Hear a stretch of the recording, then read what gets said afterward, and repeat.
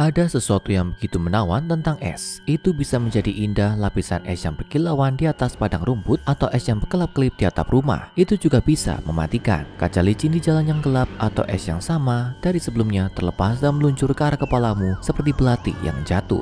Ini bisa berupa badai hujan es atau gletser besar dengan rahasia yang terkubur di bawah intinya. Di bagian terpencil Alaska, organisasi SCP menemukan jenis es yang sangat tidak biasa dengan warna merah cerah dan beberapa potensi yang sangat mematikan. Organisasi menyelidiki laporan di daerah terpencil di garis pantai Alaska setelah suku asli setempat menemukan mayat pemburu dari kapal yang karam di daerah itu, terbungkus dalam balok es merah yang aneh. Gugus tugas taktis Beta 7 juga dikenal sebagai The Hazmaters, dikirim ke lokasi untuk menentukan apa yang sebenarnya telah terjadi dan mengambil sampel bahan anomali untuk dibawa kembali ke lokasi penelitian organisasi terdekat. Agen Price melakukan inspeksi visual awal di lokasi tersebut dan melihat 3 tubuh pria parubaya. Pemeriksaan lebih lanjut menentukan bahwa salah satu mayat yang disebut sebagai subjek 0 adalah titik awal kontaminasi untuk apapun yang terdiri dari es merah dan menyebabkan kematian orang-orang itu. Telah dikemukakan oleh tim investigasi bahwa orang-orang lain terinfeksi ketika mereka berusaha membantu subjek 0 mencapai perahu mereka. Sayangnya, kebaikan terkadang bisa menjadi pembunuh seperti itu. Saat menyelidiki perimeter, Agen Hughes melihat jejak kaki manusia yang mengarah ke timur laut. Sebuah tim 3 orang yang terdiri dari Agen Hughes, Whitmore, dan Casey diizinkan untuk mengikuti jejak tersebut dan menentukan apakah ada orang yang selamat atau sesuatu yang lebih buruk telah melarikan diri dari lokasi tersebut. Log eksplorasi A0091 memungkinkan kita untuk menentukan apa yang terjadi selanjutnya dan apa yang ditemukan oleh ketiga agen tersebut. Hughes dan timnya mengikuti jejak kaki ke pintu masuk gua dengan jejak yang tampak mengarah ke dalam. Pintu masuk gua tertutup lapisan es yang hampir padat kecuali retakan es tertinggi sekitar 1 meter. Di balik tembok ini, Agen Whitmore melihat tubuh seorang pria muda membeku di tengah-tengah merangkak menjauh dari sesuatu, tertutup kristal es merah. Dengannya, ada senjata tombak beku yang tampaknya telah ditembakkan sebelum kematian pemuda itu. Mereka tidak bisa menyentuh tubuh itu untuk melakukan penyelidikan penuh, tapi cara dia mencengkeram dadanya menunjukkan dia mungkin telah ditikam secara fatal di sana. Saat agen bergerak lebih jauh ke dalam gua, mereka menemukan sebuah ruangan dengan diameter sekitar 5 atau 6 meter diisi dengan es merah dan kolam di tengahnya. Kolam itu lebarnya 3 meter dan kedalamannya tidak diketahui. Saat mereka maju lebih jauh, para agen menemukan beruang kutub. Terkejut, mereka menembaknya sekali. Sebelum menyadari itu sudah mati. Bulunya dihiasi dengan kristal es merah. Merayap melintasi tubuh beruang. Selain beruang kutub, para agen melihat lusinan mayat, semuanya hewan mati. Ada anjing laut berubah salju dan akhirnya laba-laba raksasa dengan rentang kaki lebih dari 1 meter. Pada awalnya laba-laba itu tampak membeku seperti hewan lainnya, tapi setelah diselidiki lebih jauh, laba-laba itu tampaknya terbuat dari es merah. Agen Cassidy mengenali laba-laba itu sebagai SCP-3023, tapi diberitahu bahwa itu tidak mungkin. Ketika dia mendesak untuk jawaban lebih lanjut, dia diberitahu untuk mengabaikannya dan lanjut menyelidiki. Agen Whitmore memeriksa kumpulan mayat di ruangan itu mencari manusia di antara mereka. Sementara itu, Hughes melihat tombak mencuat dari laba-laba besar, menunjukkan perjuangan yang terjadi di depannya, dan pemuda di pintu masuk gua membeku. Hughes terganggu dalam tugasnya ketika Agen Cassidy memanggil dari dalam gua mengatakan, "Saya rasa saya tahu dari mana laba-laba itu berasal." Ketika Hughes mengikuti suaranya, dia menemukan sesuatu yang mengganggu. Sebuah lubang berdiameter sekitar 1 meter benar-benar tertutup es merah. Itu tampak seperti terowongan tanpa es sama sekali. Lewati pintu masuknya dengan cahaya redup yang datang dari suatu tempat jauh di dalam. Dia kehilangan pandangan tentang Agen Cassidy dan menyadari bahwa dia pasti telah masuk ke dalamnya. Setelah pengamatan lebih lanjut, Hughes menentukan bahwa dinding dan lantai terowongan basah dengan genangan merah sekitar 1 meter. Hughes dan Whitmore memanggil Cassidy, mencoba membawanya keluar dari terowongan, tapi kontrol melarangnya pergi lebih jauh. Setelah percakapan dengan kontrol yang telah dicoret dari file resmi, Hughes mengalah dan setuju untuk menarik tim yang tersisa dan keluar dari lokasi.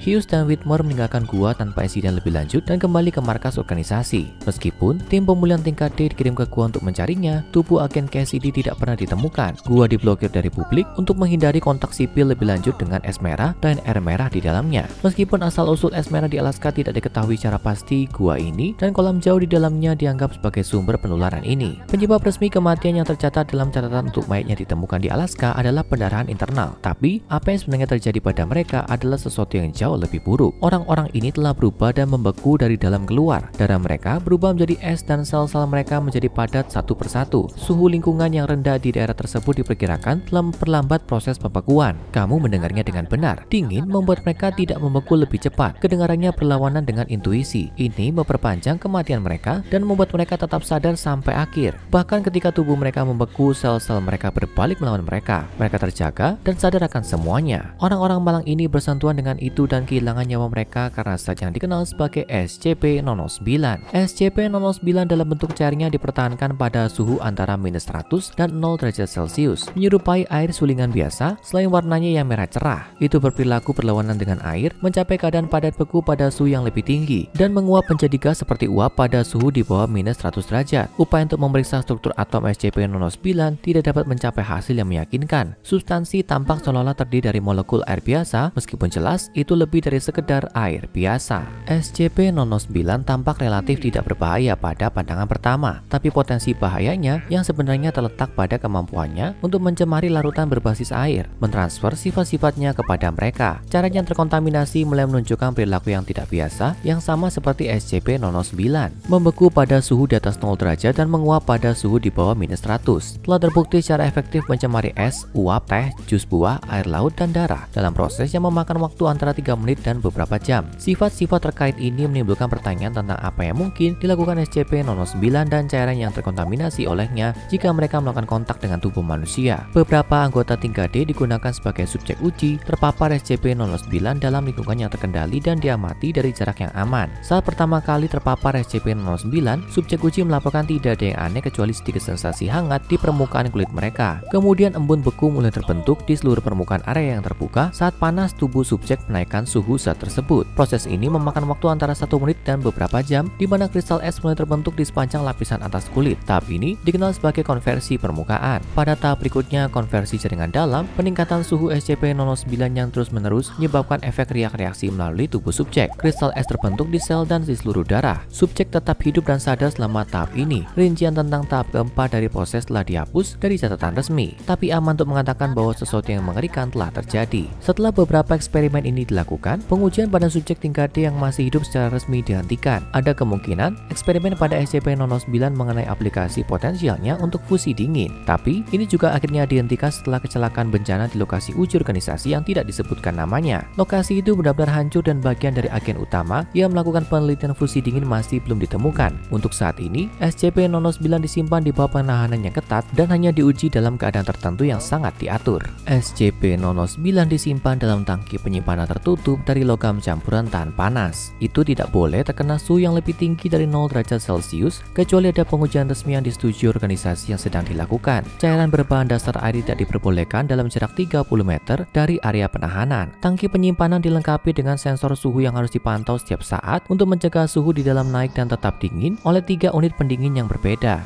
Jika sensor atau unit pendingin tidak berfungsi karena alasan apapun, mereka harus segera diperbaiki untuk mencegah bencana. Saat pengujian dilakukan pada SCP-009, area penahanan dijaga dalam ruang hampa dan anggota yang bekerja dengannya harus mengenakan perlengkapan pelindung. Setelah pengujian, semua anggota yang terlibat harus karantina setidaknya selama 12 jam. Setiap organisme hidup yang terkontaminasi oleh SCP-009 harus segera dimusnahkan. Sementara asal-usul pasti SCP-009 tidak jelas, itu jelas tidak mengikuti hukum alam seperti yang kita pahami. Seorang ahli organisasi dalam fisika xenospasial mengira bahwa SCP-009 mungkin berasal dari alam semesta dengan hukum fisika alternatif, menjelaskan pembalikannya dari kondisi biasa untuk keadaan materi. Selama kejadian SCP-507, pelompat dimensi yang enggan berpindah ke alam semesta alternatif, sebuah SCP-009 secara tak terduga diamati yang dapat membantu mengkonfirmasi teori itu. Di area pengujian di mana SCP-507 muncul, salju merah turun selama sekitar 27 menit. Rumput yang tersentuh oleh salju merah ini mulai bereaksi dan membeku dalam beberapa menit. Kehidupan tanaman lain yang tersentuh oleh salju berubah menjadi merah cerah dan berkembang menjadi ukuran yang lebih besar.